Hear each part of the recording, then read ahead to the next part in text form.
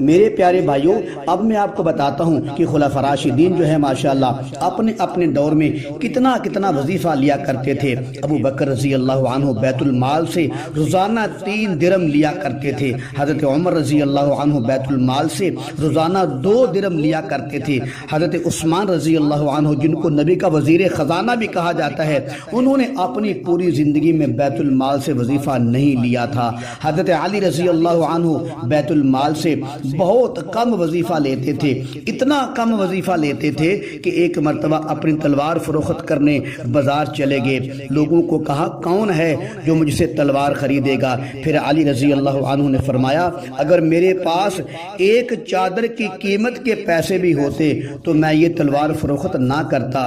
ایک روایت میں ہے علی رضی اللہ عنہ بیت المال سے صرف ایک جبہ اور ایک چادر ہی لیا کرتے تھے، وہ بھی جب پہلی پرانی یا خراب ہو جاتی تو پھر لیا کرتے تھے۔ اللہ تعالیٰ مجھے اور آپ کو خلفاء راشدین کی زندگی پر عمل کرنے کی توفیق نصیب فرمائے۔